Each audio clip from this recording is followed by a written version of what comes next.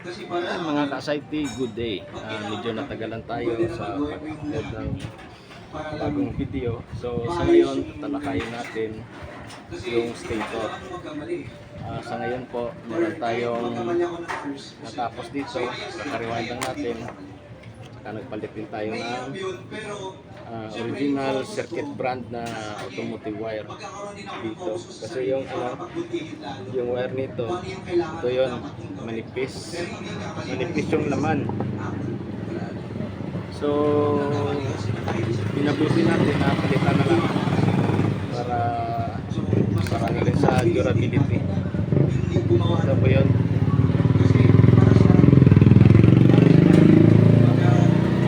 Ito yung wire niya. Sobrang nipis.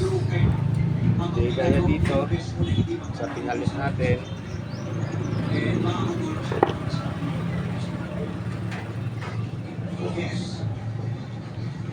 Yan o, makakapal yan sa maraming strands. So ito, tapos natin malawag. Nariwan lang natin. So yun, prepare natin ito sa mga customer natin na laging susunugan ng stator, at saka hindi na tayo bibili ng mga bago. Kasi kadalasan meron tayo dito na pull out kanina. And I hope Brits grow as well. Siyempre, you have to love yourself first. And then, siyempre naman, realistically speaking, we're always going to make mistakes. Lalo na if you love that person. No matter how much... Pure copper din, kaso lang, ito. Ito, pure copper din, kaso lang, sobrang nipis. Yung kagaya na ginagamit natin, ito gauge 19. Ayan po. So ito malamang gauge 21, 22. So ito madaling hindi hard armor. Lang din to.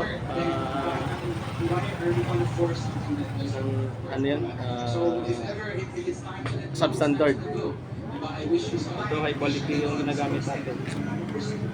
Ito yung heavy armor. Ito po yung ginagamit natin kids. So sa ngayon, tatabi natin to kasi may bago tayo ngayon. So papakita natin, titest natin yung yung lumang stator ng RS103. Ito yon.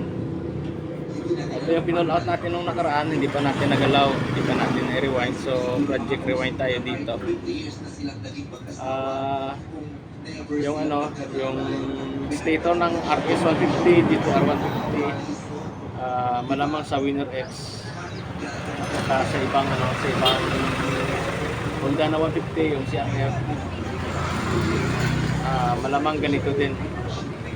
So titest natin dito yung connection ng ng stator dito sa wire. So sa makikita natin yung connection niya meron lang siya dalawang wire. So ibig sabihin hindi ito full wave, half wave ito. Meron lang siya white saka green. So yung green ito nakatap sa ground. So yung buong stator ito yon sa charging niya. So titest natin kung may continuity na nalabas pa dito, kasi pinull out natin to kasi yung findings natin ay sunog. So gagamit tayo ng multimeter.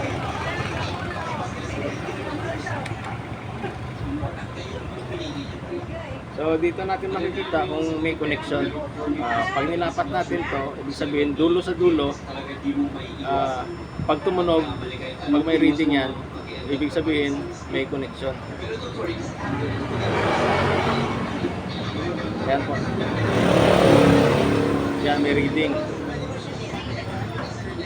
So meron tayo dito defective, saka meron tayo brand new. So unahin natin to kung may continuity or may connection pa. So mula dito sa itaas, ito yung kulay white, saka yung kulay green. So sa kulay white muna tayo. Sa kulay puti, yung kahit alin naman dito, yung probe, test probe natin, kahit alin naman dyan, from white to white.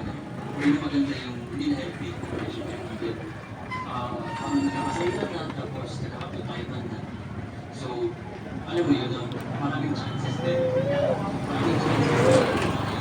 Alam mo yun na,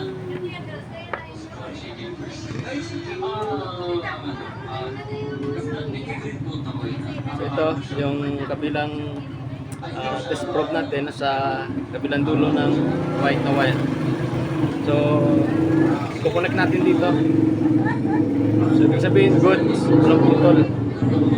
Ngayon sa green naman tayo. Green to green din. So ibig sabihin walang putol. So dapat dito from green to white dapat meron din siyang connection.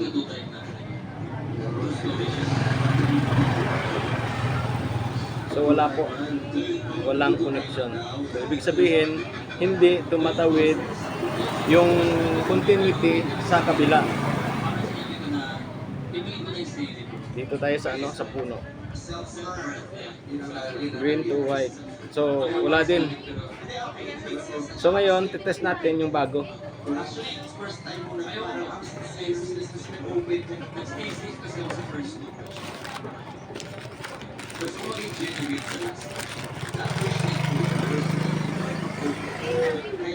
Ito yung bago natin. Makikita, gauge 19 din yung ginamit na wire. Ayan po.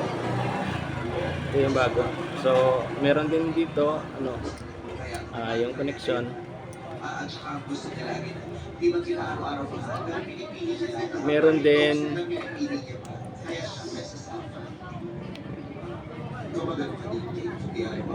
green tsaka white. Dito, ganun din. Ito yung white, ito yung green. So, test natin itong mga ka-site.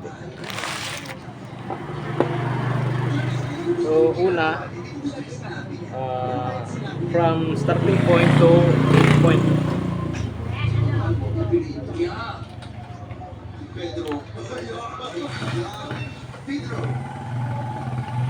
Ganun din, stopping point,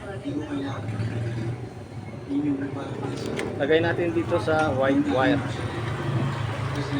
Saka dito sa dulo ng white wire din. So sa nakikita natin may reading.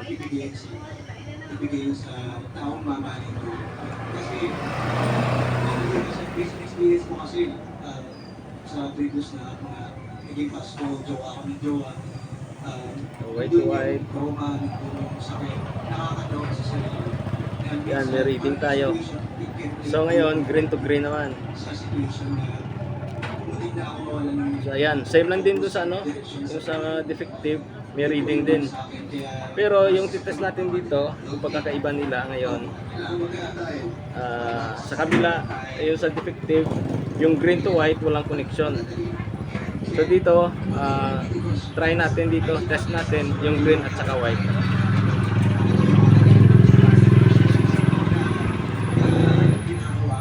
So ayan po, sa nakikita natin, ayan, may